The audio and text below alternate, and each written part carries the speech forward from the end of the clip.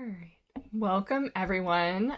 Thank you so much for carving out part of your time, whether you're here live or watching this in the future. I'm absolutely elated to be here today with Rebecca Finken to talk a lot about the EOS and the Entrepreneurial Operating System, and specifically core to us at Corvirtus with our focus on values and vision, how you can drive your values through EOS. So, Rebecca, thank you so much for joining me today. It's an absolute privilege to be with you.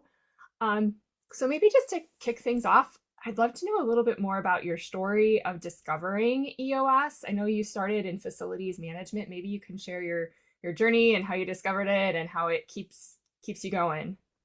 Absolutely. It's my pleasure to be here. I appreciate doing these kinds of things, and I'm excited to share a little bit about me and then just kind of dig into core values. So I have been an entrepreneur for 30 years. My husband and I started a commercial janitorial business in Las Vegas. And so as that process and experience evolved, the ups and downs of entrepreneurship wasn't always fun. In 2008, we literally just about lost the ship.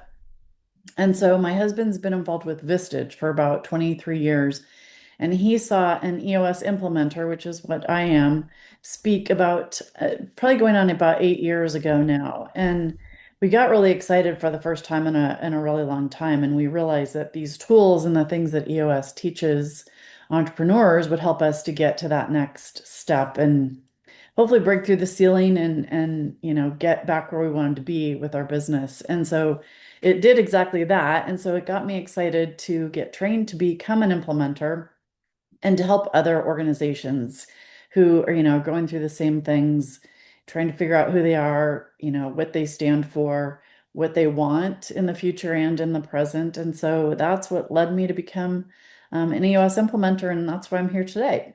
So kind of a roundabout way of getting here, but Well, so excited, many excited things about are a what roundabout way of getting to where we end up, and then we're just Agreed. surprised and excited. For sure, for sure.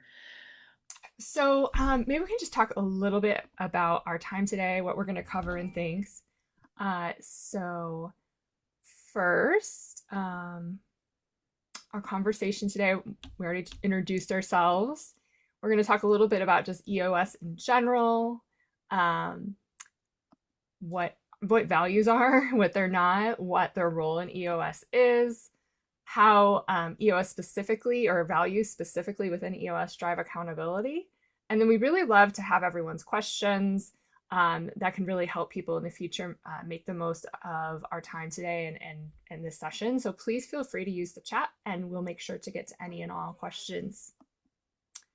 All right, so let's get started with just looking a little bit at the EOS system.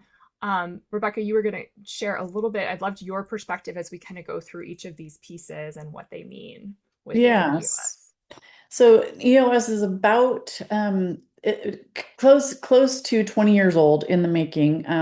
The book Traction was written by the founder of EOS worldwide, and that book kind of outlines how companies can start using the tools. And so we use a model. The model has your business in the center of it, and then we have six key components that we help our businesses strengthen. And so the first key component is the vision component. We're going to kind of dig into one of the pieces to the vision component today, but I'll do that in a second. So we teach two tools or disciplines for each of the six key components. And the goal is to get you to between 80 and 100% strong in each of the six key components. And we find a lot of entrepreneurial organizations they struggle with the vision component because they're just not clear and the team isn't clear. And so that's where core values and core focus kind of comes into play here. So the vision is the first key component, and then the second one is the people component. Love And that. yeah, the people component is right people, right seats, and you've got to have both. A lot of this just does tie back to core values, who you are at the core, the behaviors that your people demonstrate, and making sure that there's alignment from the people and throughout the whole organization. And so the two tools or disciplines and the people component, one is right people, one is right seats, and we have a way to determine who's on the team and how they fit the organization. And then the third key component is the data component, and that's just boiling your business down to good, solid, hard data versus just knowing what you've got in the checking account. That doesn't really give you a barometer on where you're going and how you're going to get there.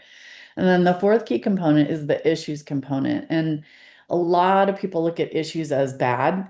They don't want to throw somebody under the bus. They don't want to bring something up because it might cause, a disturbance or a conflict.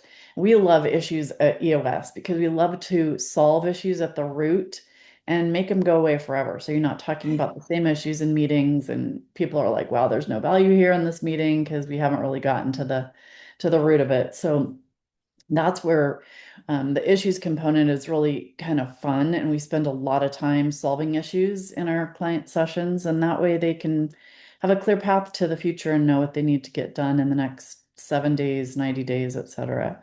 And then the fifth key component is the process component. And that's just simply your handful of core processes.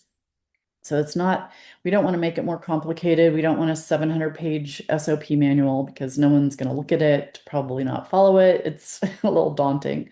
But we make process a little easier and literally an entrepreneurial approach to defining your core processes. And then the fifth or the sixth key component is the traction component. And we find that most entrepreneurs don't reach their vision because of lack of movement in the traction component. So we help you to really get movement traction towards your vision and being clear about what that vision is going forward. And so those are the six key components. And today, because core values is our topic, we're going to go back to the vision component and talk about the what we call the vision traction organizer, which is how we get organizations set up to run on the EOS process. And so within the vision component, we have the vision traction organizer, which is 8 questions. And the first question is, what are your core values? And so that's really where we start in defining who you are at the core, what behaviors, the non-negotiables, how your company can operate at its best, with the people being their best, all the time. And so that's kind of where we're going to start. Excellent. So when we're starting there, sometimes I find that leaders like they really want that clarity and want to get to action without having that understanding of what the destination kind of looks like. So how do you go about having these conversations? We have similar ones with our clients about what the values are. How do you kind of kick off that process? Yeah, so it's a pretty in-depth process as you can imagine. And so we just ask them to write down, take about, 5 to 10 minutes and write down the most important things that they see in the business and what stands out to them as, things that are going to attract the right people to the organization and Mhm. repel the ones that aren't going to be a good fit, because that's equally as important, right? You don't want to bring in people that aren't going to be a really good fit and help you to drive traction throughout the organization. And so, as an example, I realized I was in the right place when I read EOS's core values. So, just to give everybody kind of an example of what they can look like. So, ours are help first, and typically we want you to have between 3 and 5 core values, not 35, because when everything's important, nothing's important, right? So help first is one of our core values, and I love that because that's what we do, right? We help Mhm. organizations get better at what they do and get more of what they want from their organization and their business. And then the second one is do the right thing. I've always been a proponent of that. And then be humbly confident. So, not arrogant, just we love what we do. We know we do a great job, bragging about your skill set. And then do what you say, keeping your word. That's Mhm. always been really important. I think a lot of organizations use that as their core value. They may word it a little bit differently. And then our fifth one is grow or die. So we always want to be growing. If you're stagnant, you're not really making a difference in this world or with different organizations. So those are examples of our core values. And I like to get my clients to look at who is somebody that they really admire and then think Mhm. about how they operate in this world. And that can help you kind of get started on defining your core values Mhm. and who you are at the core. So that's kind of how the process starts. And then it evolves. And sometimes the core values don't fit and you have to make changes. And so we revisit them every quarter, just to make sure that they still make sense. Yeah, absolutely. Maybe even thinking about like if your company were a person, like what are some exemplar fictional, non-fictional people that your Mhm. organization might be and why, and then importantly, like we could say Eleanor Roosevelt or any number of people, but why are we saying that? And then getting into like what are the things that we do that embody that of this person that we have a shared understanding of or that we're talking about. What do you include, like the whole C-suite and ownership, or how do you typically structure those conversations? I know we tend to start with the like leadership team, but sometimes gather some data from other areas of the organization. Yeah, we work with the what we call the leadership team. So it's Hmm. typically 5 to 7 people who are you know, the top echelon of the organization. So likely it's the founder, which we call the visionary. Sometimes the founder, visionary, and the COO are one person. So that would be the visionary, the integrator. So the integrator Hmm. is the COO, the person that is the glue, makes sure that the train leaves the station on time. So that can be 1 or 2 people. And then we include the leaders of each of the departments. So that could be the operations department, the accounting, and sometimes HR combined, IT, sales and marketing. Sometimes there's a couple of operations departments depending on the organization, but those are the handful of leaders that we work with at the top level. And ideally, we drill the whole EOS process down into the whole organization, but that typically takes a few years before that happens. So, in the first couple of years, we work with those people in those seats to help to create the culture and really drive the vision and figure out who we are and what we want to make happen. Have you ever looked at data throughout the organization, like sources of data? What kind of information there is helpful for this process?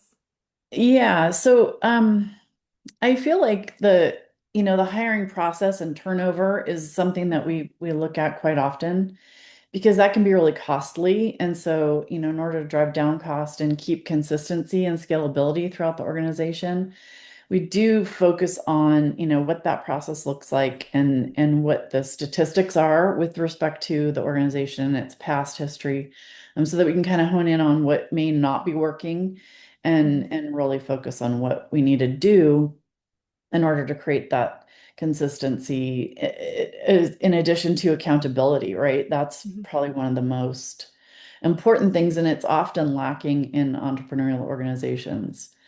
Yeah, I know Just we're going to be talking a lot about that.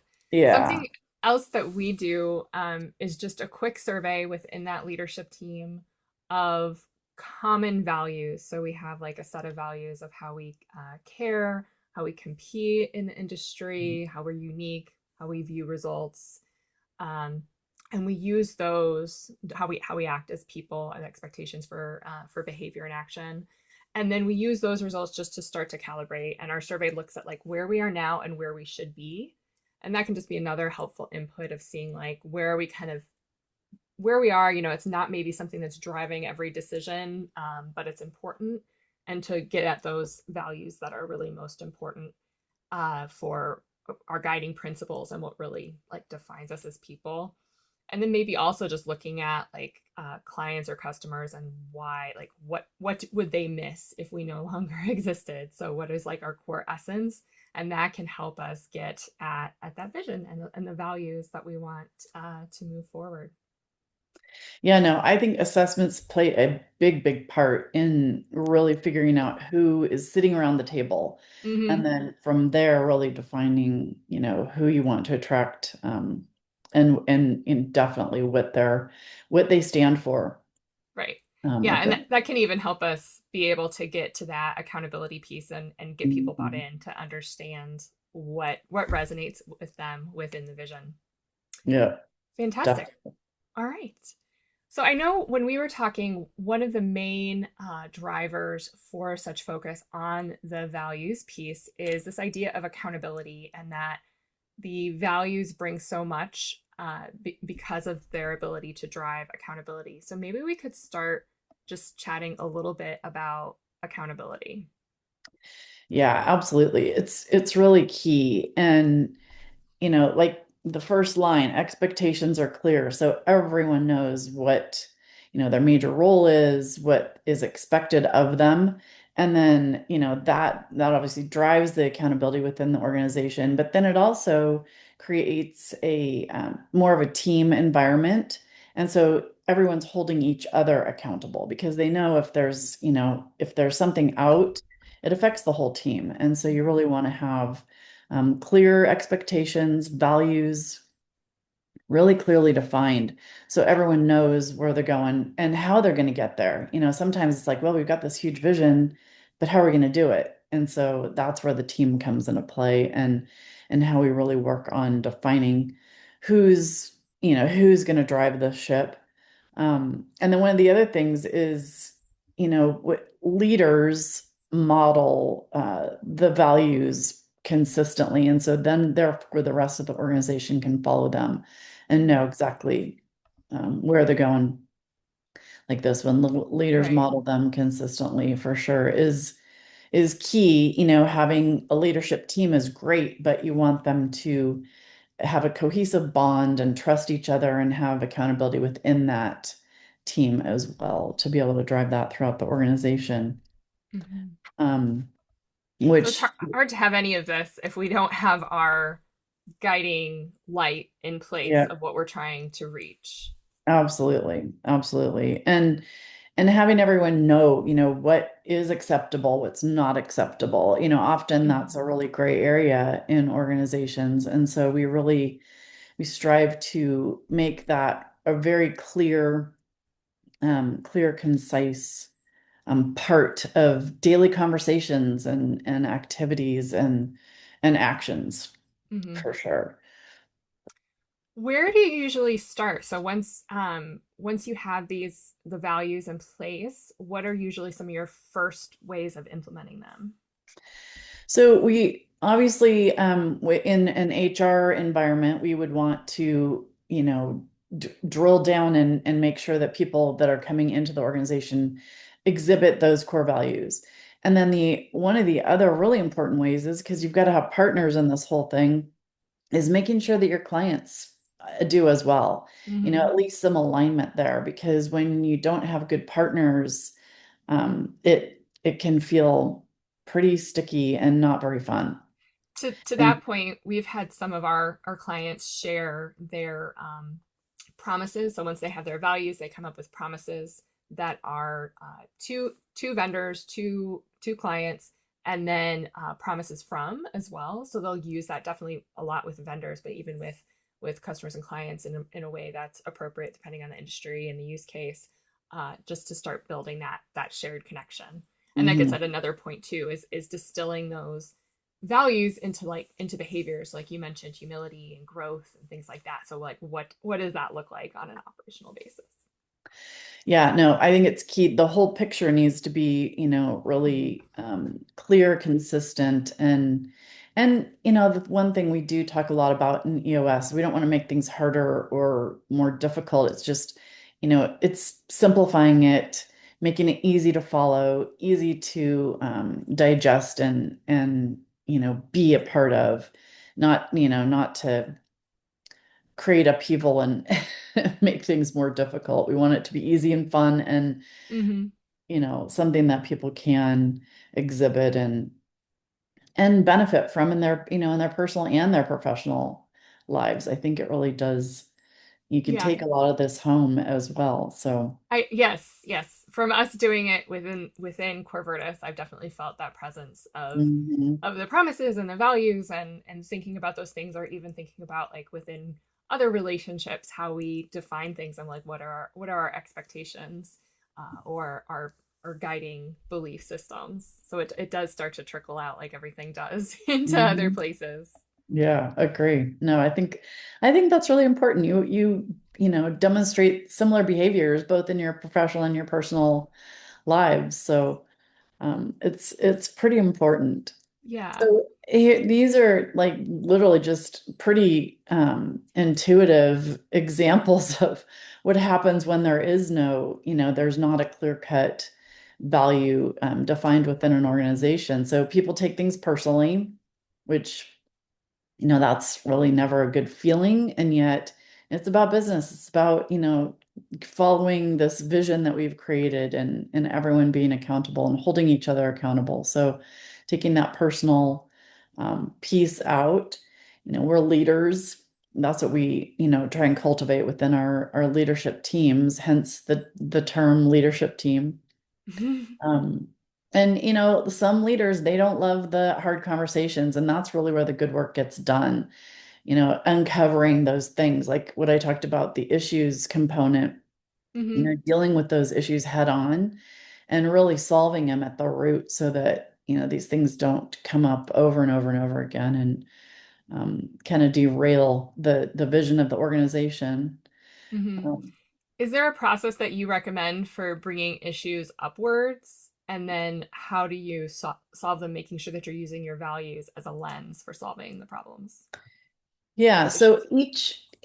most of my clients are using a software tool that Mm. we recommend within the EOS community.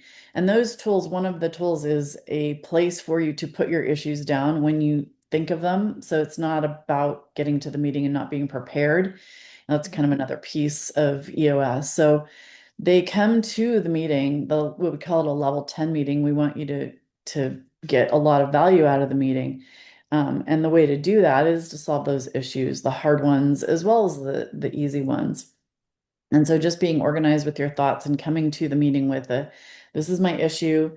These are, the obstacles, and then have the whole team really be involved in solving the issue. So everyone feels like they're a part of the solution. They can get behind it. There's agreement and alignment. And so that's one of the tools we use to help teams really it just, it goes again back to accountability. It helps to create that within the leaders, and then, as goes the leadership team, so goes the rest of the organization. So really creating that at the top level Hmm. to help them. But, it definitely core values come into play when they're solving issues because you always want to go back to those, Right. who you are at the core to make sure that you are, exhibiting those behaviors and sticking to that, those foundations for all your decisions, if that To makes have something that prompts you in that meeting to think about this through the lens of what we're trying to achieve, and what's essential to who we are. Yeah. Yeah. I always recommend that teams have, somewhere in the building, their core values are, Mhm. broadcast for everyone to see. And then, also just, reminders around the office Oh and yeah. the conference areas so that they're constantly living and breathing those values for sure. We've done that a lot for the organizations we support. So if they're like service workers, like we started talking about your background in service, they might have a card that they can keep on them as they're going about their day, since they're deskless workers. Mhm. But even more than that, just having pieces, making sure everyone receives maybe a booklet of the vision with the definitions and the behaviors. And so there's some hard artifacts there, and having it in key places, whether that's like a back room or Yeah. desktop backgrounds for those of us on computers, really keeping it front of mind, and then threading it throughout even the some of the habits and daily, weekly disciplines. So it could be if it's a huddle up with the team on a regular basis, addressing one of the values, recognizing people for it, Mhm. having it as maybe an agenda item or some way of connecting with it, maybe looking at like issues affecting the team in the departmental meeting, things like that. Are there any favorite rituals around the values that you have? So in my own company, we reward, recognize, and review core values with respect to our employees. And so even down at the janitorial level, Mm. they practice, learning the core values and recognizing behaviors when they see them. And so we give shout outs to those people that do demonstrate them. And those shout outs come from their peers. So we've drilled it down into the whole organization now. And so everyone's really living and breathing it. And it makes such a difference. It's created such a great culture and it just makes it fun, right? Because Yeah. everyone's, I think behaving fun and is such a key piece in those first months of implementing the yeah, values, and recognition is just such a great way to do that. So yeah, giving people a fun object or something that can be a part of their daily lives, yeah, helpful with them keeping that front of mind and learning it, recognizing them in fun ways for showing the behaviors, and then maybe even for that learning piece, some ways of making that fun so that they know the values. If we're talking 3 to 5, they can easily know that and have that in their head, which is the first step of making it part of how you go about tough things. yeah, definitely, definitely, for sure. I mean, and going along with that, the third bullet here, culture gets inconsistent Mm-hmm. when you don't follow those. And so that's what we've really noticed is the consistency throughout. And it's pretty obvious when someone doesn't exhibit them. And Mm-hmm. so, those changes, that you've got to make along the way, it makes it a little bit easier. It's like, oh yeah, of course we can't keep this, this kind of behavior or toxicity within the organization because it takes you down long term. Mm-hmm. So it makes it a And that's lot easier. even a risk when you launch, is that if each department, each region, location, whatever the case may be, has a different understanding of a value, what growth means, what humility means, then we're going to end up with all these different cultures, and it's going to lose its meaning and not be what that leadership team and integrator and visionary had in mind when we got started. Yeah, exactly. Are there Exactly. ways that you have like uh, of safeguarding against that? Um, Tips and Um, tricks? yeah, it's one of those things that it pops up occasionally. And so it's just, that constant reminder of this is who we are and this is Mm-hmm. how we need to be in order to get where we want to be.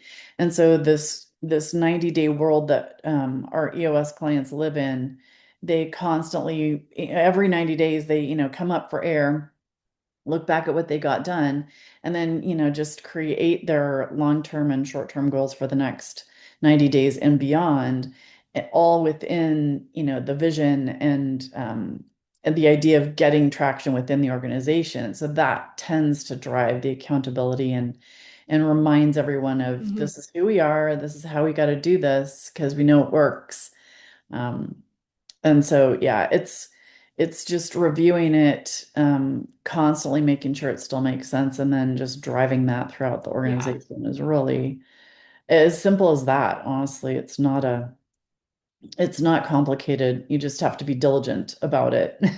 Right. Yeah, I love that Right. idea of a 90-day check-in on values, because it is something that could get astray and go maybe from year to year without checking in on it, and having Hmm. some like specific goals every 90 days. I mean, whether you're using EOS or not, to Yeah. be able to check in on your values and where we are, where we're headed from there. Yeah. No, absolutely. Absolutely.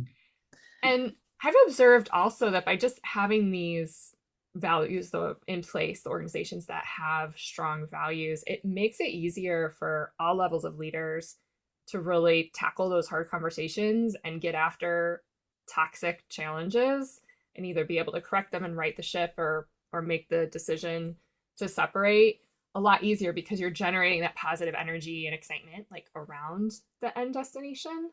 Um, and then of course you have all the systems and everything supporting you as well, but even separate from that, you're focused, and there's that motivation to do the hard thing that maybe you didn't have when you didn't have the values. Yeah. Yeah. The warm body in the seat becomes less important because Mm-hmm. it really it doesn't work long term. Yes. You've got, yeah. All right. And the other piece to this too, which I love, is in EOS, that the team effort, everyone's going towards the same thing. Mm-hmm. knowing, what that's going to look like and what it takes. And so there's a lot of support when there's a difficult conversation that needs to be had. And a conversation can be had prior to it to get everybody aligned. And, um, just it just validates those situations. And, avoiding having to go through them is not going to get you where you want to be. It makes them uh, easier because you have that. I like that word validation. You have that comfort that okay, we define what things are. Everyone knows, and this is still happening. So again, it kind of makes things smoother to tackle them and gives you that support. Yeah, absolutely. Absolutely. So yeah, this one, this is this, simplicity of EOS. So it definitely becomes an objective versus a subjective issue. And I feel like that just makes it easier for people to understand and to follow and be a part of what that looks like. So the accountability piece, again, we always come back to that. Conversations, obviously, they're direct versus the beating around the bush and not getting to an end result Hmm. that tends to eliminate that obstacle.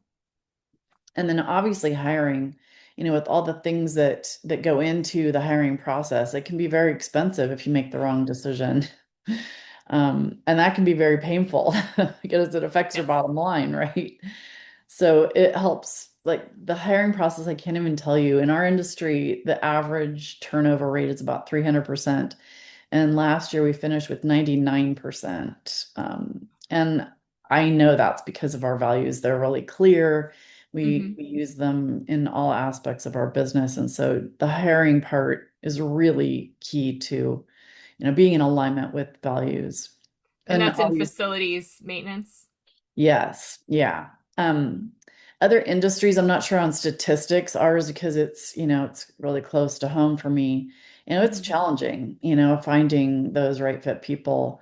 Assessments have been a great part in us finding those right fit people as well. And to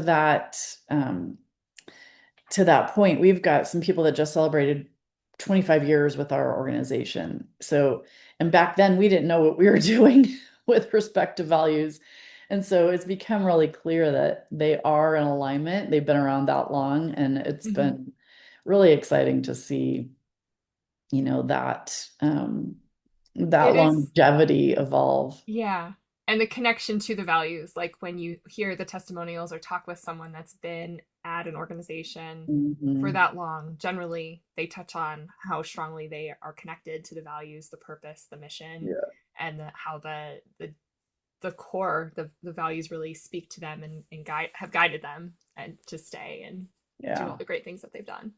Yeah, absolutely. Yeah, no, So, just in terms that's of practical exciting. strategies, if an organization has values defined, would embedding them in like job descriptions and recruitment, imagine that should maybe be one of the first priorities. For sure.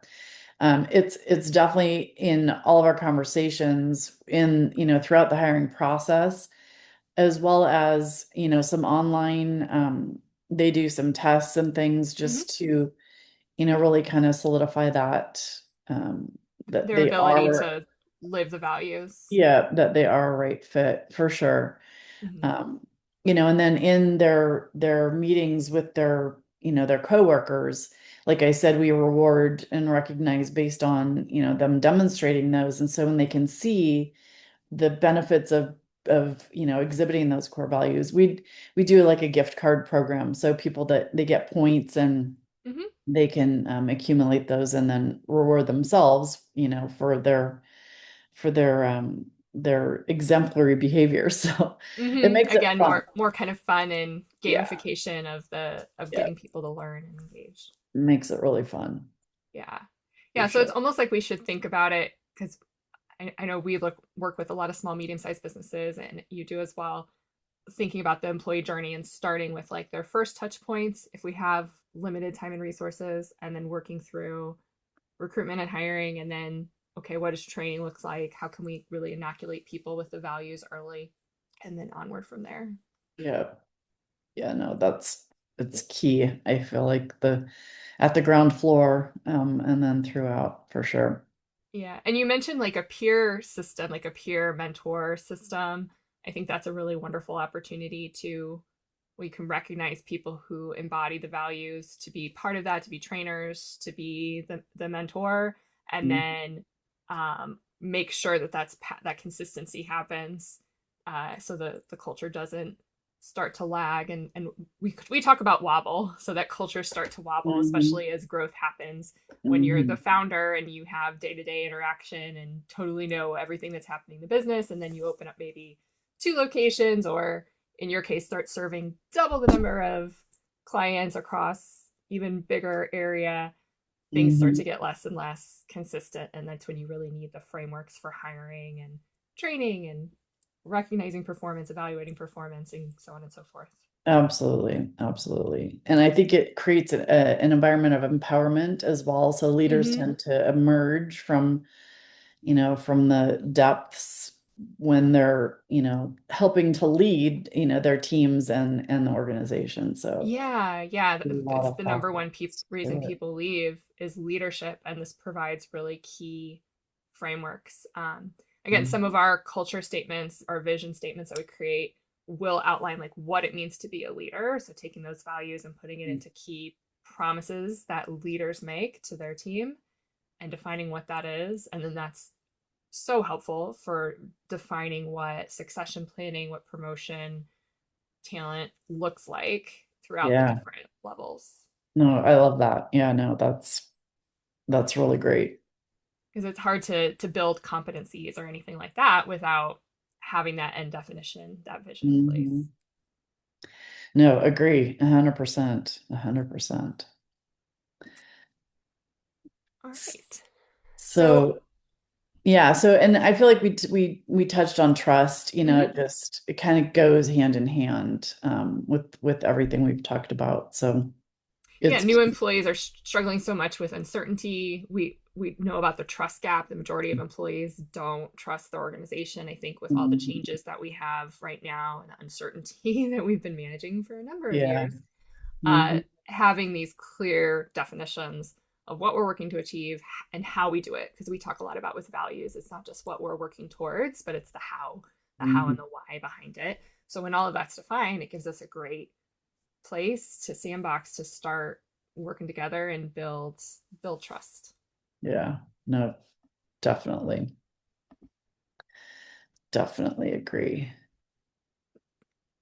So we talked a little bit about like values and like what they are and what they are not. So um, really, uh, if we go back to the beginning, what are some of the key things that you suggest people keep in mind once they have those values in place and they're starting to like implement them? Um, yeah, I think just, when they're aware of what they stand for, Mm-hmm. um, and how it helps to create cohesive teams. Behaviors change. People tend to bring their best selves forward. They start to look at their teammates in different ways. So the observable piece comes into play, and um, they start to see maybe the ones that aren't a right fit, or really appreciate the ones that are a really good fit for the organization. And then they can refer their friends who they feel would have the same core values, et cetera, which the referral piece in our business is really important. These values are definitely, like I talked about earlier, they can change, but they're really timeless. They don't go away. You're Right. constantly working towards exhibiting them. And then it's that daily practice, always, giving yourself a checkup from the neck up is what we say, and making sure we're living in those core values at all times, and displaying them and promoting them, Mm-hmm. and really just getting behind them. And so that's what they are. And then the what core values are not, it's definitely not aspirational. That really doesn't get us anywhere. They're not generic either. They're very what am I trying to say? Aligned with the organization. Like they've created them. They want to live it, breathe it, and be it. And they're not just a slogan, some kind of marketing hype that we've adopted. They're really true to our core, and we believe in them and can get behind them.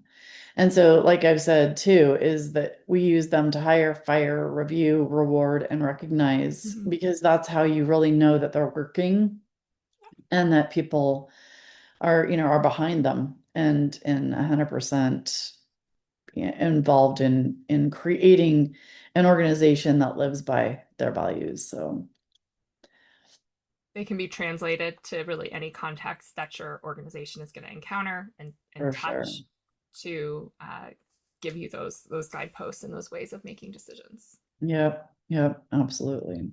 Absolutely. Yeah, it's pretty amazing. When we first started this company, that really wasn't, we knew we needed a vision and a mission, but that was kind of where it ended.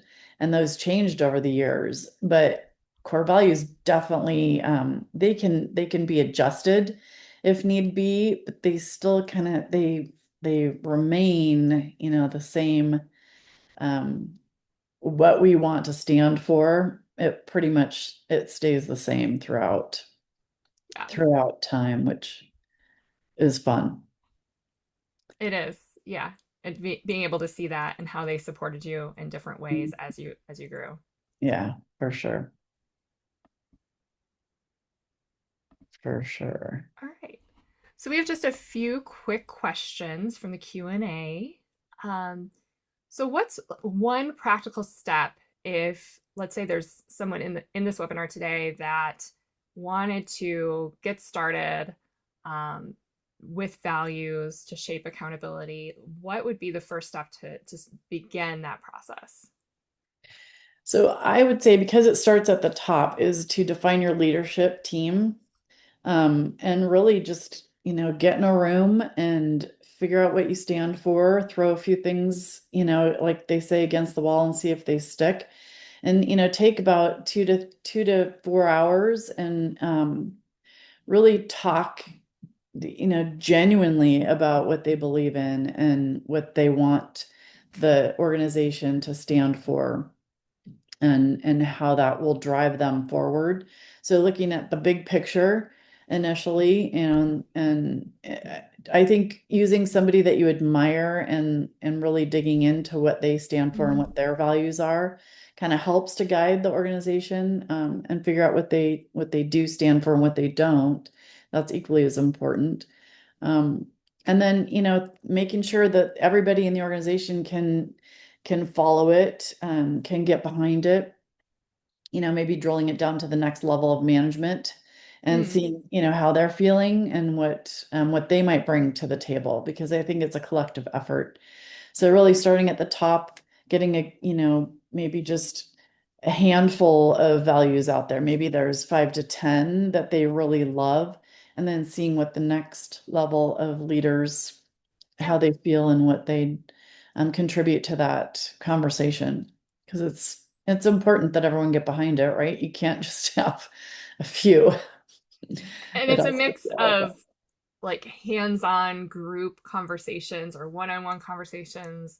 Sometimes we kick it off with interviews with that COO, the integrator, the visionary, the founder, and then moving to maybe some ways of gathering and balancing that with ways of gathering data and information quickly. So, Hmm. like we have some ways of maybe sending out a survey to that next level of leaders, or maybe Hmm. even a couple more down, and seeing like where are we on these, where is there a gap, or how would you prioritize these, how do you see these coming to life, and then kind of going from there. And then what's so wonderful about the 90 days is that you can come back and revisit and see what's working, what isn't. So maybe it's that for the first year we might have too many values and then we start to narrow it down and see what happens. Yeah, for absolutely. And that has happened, in my experience with my clients. Some, they'll have 10. It's like we have to have these. And then after a year or so of really looking at them and assessing, how is this really working within the organization, they can sometimes pare it down and maybe combine things so that Yeah. they are clearer, more concise, easier to follow, right? It's always Hmm. not about making it more complicated. You want it to be easy. And some of my leadership teams have created acronyms to, help make it more easier to remember. Hmm. And I that can be wonder fun. too how if some of those 10 maybe fall under, so it might be a Hmm. principle or a business basic, we sometimes use those language, that fall under a value or just kind of can go in another spot, or it could be something that's referring to a specific promise to a stakeholder group, so again it could go under another value or in a Yeah. different place, and you start to feel that more once you start to put things together and talk about it. Yeah, absolutely. No, that definitely happens. It's really a pretty fun exercise, especially when you sit back and look at what you've created, after really digging into it, and getting feedback. And the idea of surveys, I think, is a really good one to just see where everybody's at with respect to what they want to stand for. So, Hmm. We'll often create employee engagement experience surveys that are specific to the values, so that you can see at scale how they're being lived, where the gaps are, all the good things, mhm. and then that can become a part of your regular disciplines. Yeah, yeah, no, I love it. And that's a great way of kicking off once you have a good idea of those values, being able to measure them and get that data, and then give everyone ways to move forward and improve and build on it. Hmm. Yeah, for sure. Well, I think those were all the questions that we had. Anything else, Rebecca, on values before we wrap up? Maybe just something that's absolutely central that you want people to keep in mind as they start either creating their own values for their company or strengthening them? I think it's just really, really important to have them. Sometimes I'll start with a team and they don't, and it's pretty evident, right? They're Mm-hmm. struggling, they've hit ceilings, they don't know how to get past that. And so just embracing the idea that, this is a way to really get what you want out of your organization. We like to say we help CEOs and founders of businesses go on vacation without their laptops. And if they can leave Love their it. business, really intact and everybody's clear about where they're going, how they're going to get there, it makes that a lot easier to to attain. Really, it's that peace of mind. I mean, whether you're the founder, CEO, or just starting at the company, it's that peace of mind, that psychological safety that we keep hearing about that we're missing. This Yep. is going to help. This is the first step. Without it, we can't get to having that peace of mind, whether it's going on vacation and being able to leave the laptop, or knowing what to expect when you walk in for the day, or that you're going to be okay when stuff happens. Yeah. Yeah. Well, Yeah, thank no, you. that's my best answer. Yes, I don't think we could end on any better note. So thank you so much, Rebecca, for sharing your wisdom and your journey with us. And please look to this video for resources and how you can take the next steps to either build remarkable values or start strengthening and living them even more within your organizations. Thank Awesome. you. Thank you. It was a pleasure. It was a pleasure.